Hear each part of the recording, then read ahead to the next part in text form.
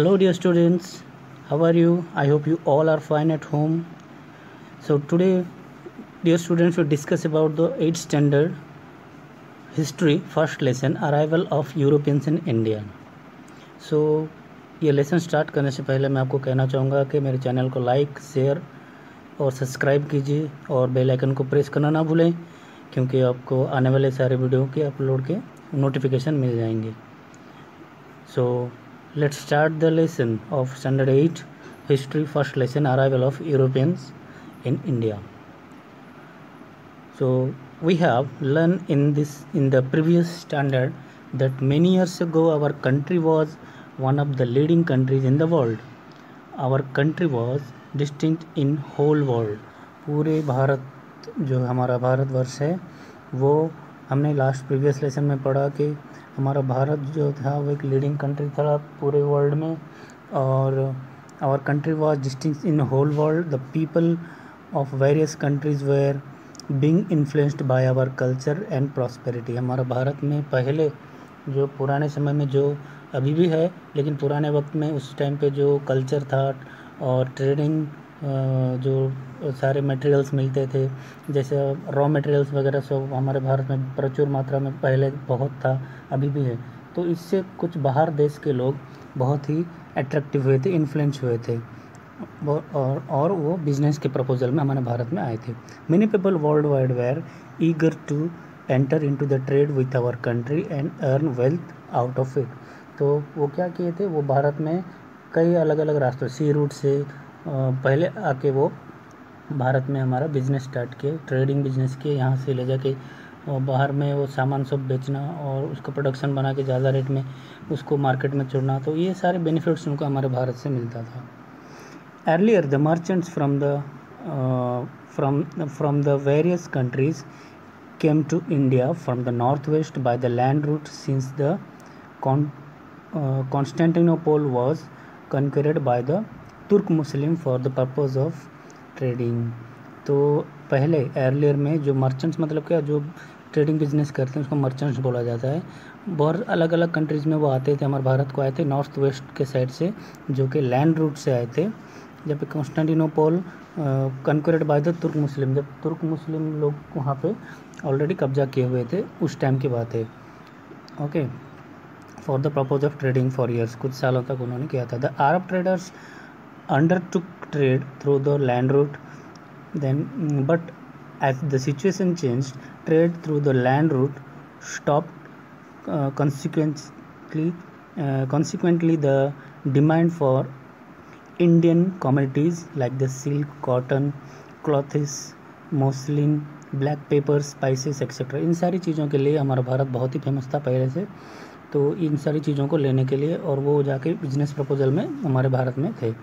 Increase in European countries to make the advantage of this situation, many countries of Europe started the searching for the sea route to India. तो इससे क्या हुआ, Europeans भी बहुत अभी अगर पूरे वर्ल्ड में एक भारत जो ऐसा देश था जो कि रॉ मटेरियल से बहुत ही फेमस था, तो ये मैसेज जब हर तरफ हर कंट्रीज़ में गया तो यूरोपियंस भी ट्राई किए, वो उन लोगों ने सी रूट फाउंड करने की कोशिश की. सी रूट से यानी समंदर के रास्ते से भारत में आने के लिए. ठीक है, ये देखिए सी रूट्स है जो कि भारत जो नक्शा है, तो यहाँ पे कहाँ से लोग सब बिज़नेस के लिए आते थे. यहाँ पे देख सकते हैं आप, इंडिया लिखा है, उधर से कैलिको, कोचिन, ये सब जो है वो पोरबंदर है जो कि जहाँ पे बड़े बड़े शिप्स वगैरह लगते हैं. तो इस रूट से यहाँ पे सब वो आते थे. इसी रूट सब यहाँ पे आपको दिखाया गया है. ठीक है, अभी नेक्स्ट देखते हैं. Subsequently, some adventurous sailors of Europe and other countries started the search of sea route to come to India. तो धीरे धीरे क्या किए, यूरोपियंस के कुछ सेलर्स थे. सेलर्स मतलब क्या, जो नाव बड़े बड़े शिप्स चलाते हैं और रास्ता तय करते हैं, उन लोगों को सेलर बोला जाता है. उन लोगों ने फाउंड किया. तो उसमें से एक था क्रिस्टोफर कोलंबस. कोलंबस एक था. Columbus an Italian explorer was one of the brave sailor who ventured out to find the sea route to India. उन्होंने बहुत मुश्किल से कोलंबस भारत में सी रूट, भारत तक यूरोप से सी रूट तय किया था, उन्होंने फाउंड किया था यानी खोजा था. ही through that one can go to the east via west also. तो उन्होंने ऐसा रूट फाउंड किया था जो ईस्ट और वेस्ट दोनों तरफ से जा सकते थे। Why did he believe so?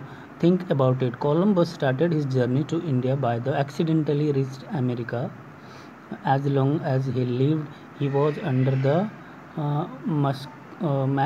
misconception that he had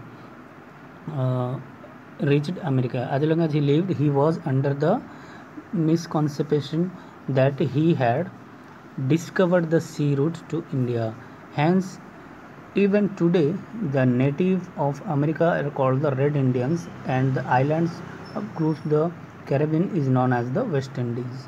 तो वो क्या क्या ईस्ट में जब वो गया तो इंडिया फाउंड करने के लिए गया था, लेकिन वो एक्चुअली अमेरिका में पहुंच गया था, ठीक है, कोलंबस। तो वहाँ पे उसने वो जगह को रेड इंडियन बोला गया बाद में। और जब वेस्ट तरफ गया तो वहाँ पे उसने सोचा कि वो वेस्ट साइड में ही है इंडिया, तो वेस्ट साइड में जो वहाँ पे जगह था वहाँ पे उसने नाम दे दिया वेस्ट इंडीज़। तो वेस्ट इंडीज़ वो जगह पे बोला गया, और इस साइड में जो था वो आपका बन गया रेड इंडियंस। वहाँ के जो अमेरिकन थे उनको रेड इंडियंस बोला गया। ओके, तो कोलंबस सक्सेस नहीं हुआ था भारत फाउंड करने में, इसमें यह हमें पता चलता है। अभी देखिए दूसरा सेलर था Vasco da Gama. Vasco da Gama native of Portugal discovered the sea route to India. तो इन्होंने सी रूट फाउंड किया था।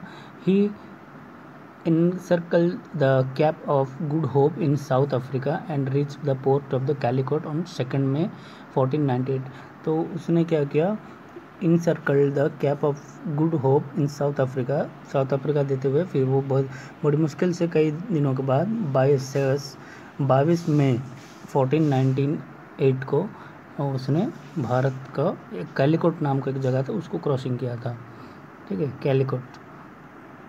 Then the ruling king of Calicut, जोमेरियन gave the permission to the Portugal to trade। तो भारत आखिरी में इन लोगों ने जोमेरियन जो था कैलिकोट का किंग था उसने परमिट दिया था पोर्तुगीज़ को भारत में बिजनेस करने के लिए। तो वास्को डा गामा पोर्तुगीज से ही थे। The Portuguese establish a fort in Calicut and trade 1500 सी। तो उन्होंने एक फोर्ट वहाँ पे किया। फोर्ट मतलब मैंने आपको पहले ही बताया था। The Portuguese establish a fort मतलब क्या था, किला। कैलिकट ट्रेड के प्रपोजल में उन्होंने 1500 सी में किया था वहाँ पे। They fortified it and appointed a commander in the chief namely the Albuquerque to safeguard the fort. तो वहाँ पे कमांडर को उन्होंने अपॉइंट किया था जिसका नाम था अल्बू क्वेरिक्यू। तो उसने क्या किया, फोर्ट का जिम्मेदारी ली थी वो, ठीक है, मैंने पूरा केयर करता था वहाँ पे जो भी ट्रेडिंग बिजनेस आता था, कैसा सब होता था वहाँ पे, ट्रांजेक्शन सब everything. Moving northward the Albuquerque conquered the Goa in 1560। Within a span of 100 years the Portuguese took control of Mangalore, Cochin, Goa, Diu, Daman and islands of Lanka. तो ये सारी जगहों पे बाद में उन्होंने कब्जा कर लिया था पोर्तुगीज़, और पूरा वहाँ पे उन्होंने अपना राज जमाया हुआ था। कहाँ पे, Cochin, Mangalore, Goa, Diu, Mumbai and island of Lanka, ये सब जगहों पे, ठीक है। फिर अभी नेक्स्ट टॉपिक है, देखो आपका एंड ऑफ पोर्तुगीज़ रूल। कैसा हुआ पोर्तुगीज़ के रूल? तो पोर्तुगीज़ 100 साल तक करीबन वहाँ पे उन्होंने राज किया था। अभी उनका कैसा जो साम्राज्य था पोर्तुगीज़ का रूल कैसा ख़त्म हुआ। In the beginning of the 17th century, the Portuguese expanded their trade on to Bengal। Bengal में उन्होंने ट्रेडिंग स्टार्ट किया था 17th सेंचुरी में। At this time the Mughal emperor Shahjahan rule from Delhi. उस टाइम पे मुगल के जो एम्परर थे शाहजहां, ठीक है। तो शाहजहां ने एक राजा थे, आपको मालूम है, वो किसके बेटे थे? अकबर के बेटे थे, अकबर के बेटे Shahjahan. The subedar of Bengal complain to Shahjahan about the behaviour of the Portuguese. The subedar of the Bengal complaint. तो बंगाल का एक सूबेदार था, उसने क्या किया, कंप्लेन किया था शाहजहां को पोर्तुगीज़ के बिहेवियर से। Thus the fort of Hooghly was demolished and ships were burned as per the order of emperor. तो आखिर में इसकी वजह से वहाँ का फोर्ट और बहुत सारे शिप्स को जला दिया गया था शाहजहां ने जब ऑर्डर दिया था उनके सूबेदार को। In this way the Portuguese rule came to end with the exceptions of टेररिस्ट ऑफ दीव, दमन एंड गोवा। ठीक है, तो ऐसा उनका खात्मा हुआ था उनका रूल का। नेक्स्ट टॉपिक देखते हैं, the डूथ। After the 100 years of the arrival of the Portuguese at the end of the 16th century, the Dutch of Holland, now the Netherlands, जो कि थे हॉलैंड से थे दूत, वो आए थे भारत में ट्रेडिंग के लिए। Initially they establish fort and Pulicat of Madras, जो कि अब चेन्नई में है। They also establish trading centre at Agra in the year of 1663। 1663 में आगरा में उन्होंने एक ट्रेडिंग सेंटर बनाया था दूत लोगों ने, जो कि हॉलैंड से थे। Meanwhile the British also arrived in India. उस टाइम पे ब्रिटिश भी आ गया था भारत में बिजनेस के प्रपोजल में। द दूत could not withstand the competition against British. तो ब्रिटिश बहुत स्ट्रॉन्ग थे, उनके मुकाबले जो दूत थे वो टिक नहीं पाए, उनका खात्मा हो गया, यानी वो उनका लोप हो गया, फिर वो ब्रिटिश के कंट्रोल में ही आ गए। ब्रिटिश इंटरेस्ट इन इंडिया कैसे देखिए, during the range of the queen Elizabeth of England in the year of 1600 CE the British establish the east India company. तो क्वीन एलिजाबेथ आपने नाम सुना होगा, जो कि इंग्लैंड की थी, वो एक रानी थी, तो उसके अंडर में ईस्ट इंडिया कंपनी ब्रिटिश ने परमिशन लेके भारत में खोली थी। This company belong to merchants who wanted to increase their wealth and undertake trade with the India. तो उन्होंने क्या परमिशन लिया था भारत के लिए कि हम वहाँ के लोगों को एम्प्लॉय करेंगे और उनको बिजनेस प्रपोजल में मदद भी करेंगे और भारत को थोड़ा बहुत इनकम भी होगा, ऐसा कुछ बोल के उन्होंने ईस्ट इंडिया कंपनी स्टार्ट किया था भारत में। The first British ship arrive in India at the port of Surat in the year of 1608 CE। 1608 CE को पहला सबसे भारत में ब्रिटिश का शिप आया था, जो कि सूरत पोर्ट में आया था। Captain W. Hawkins, the captain of the ship, was the first British to set the foot in India। वो सबसे पहला बंदा था जो कि हॉकिंस उसका नाम है, उसने भारत में पहले कदम रखा था। ही मेट जहांगीर, उस टाइम पे जहांगीर थे मुगल के, शाहजहां के बाद Jahangir, but did not get his permission to trade. तो उन्होंने जहांगीर से मिला, लेकिन वो परमिट उनको बिजनेस के लिए वहाँ पे नहीं मिला था। जहांगीर ने मना कर दिया था कि अभी नहीं, अभी हम बिजनेस नहीं करेंगे बोल के। देयर आफ्टर फिर sir Thomas Roe arrived in India who acquired the permission to establish a trading centre in Surat. बाद में सर थॉमस आए थे, जो उनको परमिशन मिला था सूरत में एक ट्रेडिंग सेंटर डालने के लिए। Letter Delhi went to the hand of the Shahjahan. Shahjahan gave permission to British to carry out the trade Bengal. तो बाद में जब दिल्ली गए वो सर थॉमस रॉय, तो वहाँ पे शाहजहां से जब उन्होंने मिला तो शाहजहां उनको परमिशन दे चुके थे कि बंगाल में वो एक ईस्ट इंडिया कंपनी खोले और वहाँ पे बिजनेस स्टार्ट करें। अभी फ्रेंच के बारे में देखते हैं। The French establish the French East India company in the year of 1664 CE। They establish the factories in Surat, Machilipatnam and the Pondicherry, जो कि अभी पौंडीचेरी में है। ये सब जगहों पे उन्होंने अपना फ्रेंच ईस्ट इंडिया कंपनी नाम का एक कंपनी खोला था।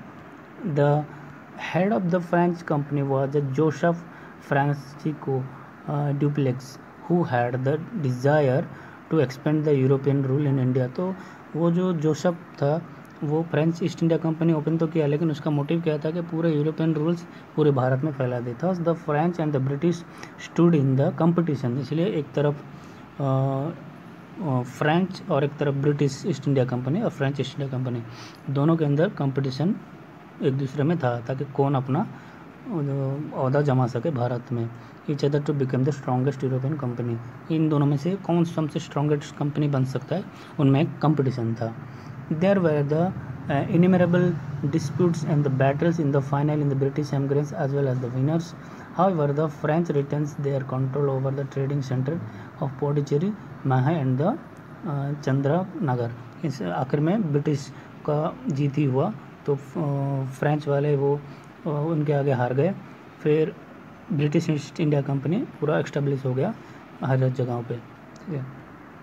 ब्रिटिश ट्रेड इन बंगाल कैसे होता है देखो। The British first started their trade in the bank of the river Hooghly and establish the forts in the year of 1651 CE। The fort were garrisoned for their protection of the factory and got for the permission from the Mughal Emperor Aurangzeb to trade without paying the taxes against the annual payment। तो औरंगजेब से जो था उन्होंने permission लिया था, और दूसरी बात वो फोर्ट इसलिए बनाया गया था ताकि फैक्ट्री वगैरह सबको प्रोटेक्शन कर सके। कोई दूर से फोर्ट बहुत ऊंची जगहों पे होता है, तो वहाँ पे पूरे मतलब राज्य का, पूरे शहर का आप नक्शा देख सकते हो, तो वहाँ पे कौन दुश्मन आया क्या, उसके लिए फोर्ट ज़्यादा बनाया जाता है। सेकेंडली उन्होंने मुग़ल एम्परर औरंगज़ेब से भी परमिशन ले लिया था, और ताकि साल भर जो होता है जो प्रोडक्शन वगैरह करते हैं उसमें वो without paying taxes against the annual payment के अगेंस्ट में बिना टैक्स पेमेंट किए वो बिज़नेस करेंगे, ऐसा कुछ परमिशन उन्होंने लिया था। ये देखिए ship of the British and their forts कैसा था। ये जो रेड कलर का इधर फोर्ट है, बाकी ये सब शिप्स है, ये फोर्ट है, अलग अलग बिजनेस करते हैं, ठीक है। ये ब्रिटिश के लोग हैं।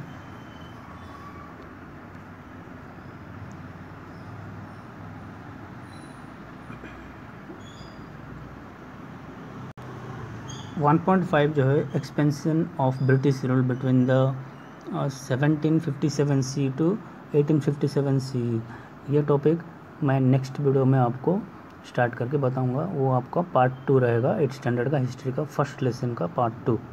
सो till then stay home, stay safe, thank you.